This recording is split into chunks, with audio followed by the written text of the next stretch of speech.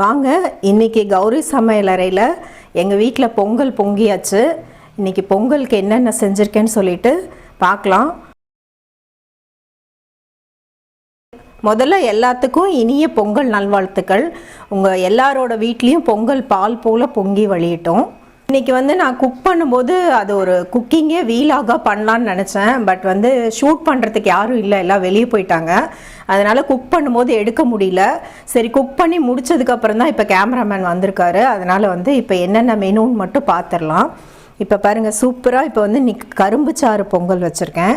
இது ஏற்கனவே நான் அப்லோட் பண்ணியிருக்கேன். நான் குக்கரில் வச்சதுனால இதை ஒரு தவளையில் மாற்றிட்டு அழகாக இதுக்கு மஞ்சள், வாழைப்பழம், பூ எல்லாம் கட்டிட்டு பூஜை பண்ணி எடுத்தாச்சு. இது கரும்பு சாறு சக்கரை பொங்கல். அப்புறம் வடை செஞ்சுருக்கேன், கடலைப்பருப்பு வடை. பால் பாயாசம் பண்ணியிருக்கேன் ஜவ்வரிசி போட்டுட்டு. லெமன் ரைஸ் பண்ணியிருக்கேன்.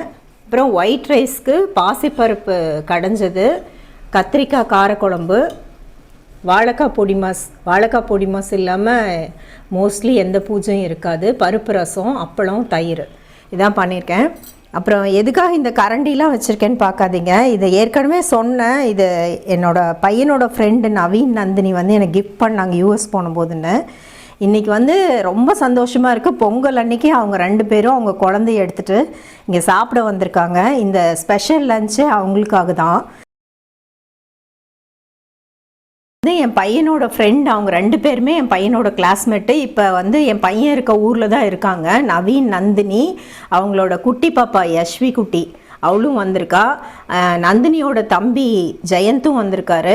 இப்போ நாங்கள் எல்லாருமா சேர்ந்து ரொம்ப ரொம்ப சந்தோஷமாக இந்த லஞ்ச் சாப்பிட போகிறோம். ஏன்னா எனக்கு எந்த ஃபங்க்ஷனுக்கு சமைச்சாலும் என் பையன் இல்லை, அவன் தான் இது லைக் பண்ணுவான், அது லைக் பண்ணுவான், அப்படி யோசிச்சுட்டே இருப்பேன். இப்போ நவீன் வந்தது எனக்கு என் பையன் விக்னேஷே வந்த மாதிரி அவ்வளோ ஒரு திருப்தியாக சந்தோஷமாக இருக்குது. ஓகே, நாங்கள் எல்லோரும் சாப்பிட போகிறோம். உங்கள் எல்லாத்துக்கும் மறுபடியும் என்னோட இனிய பொங்கல் நல்வாழ்த்துக்கள்.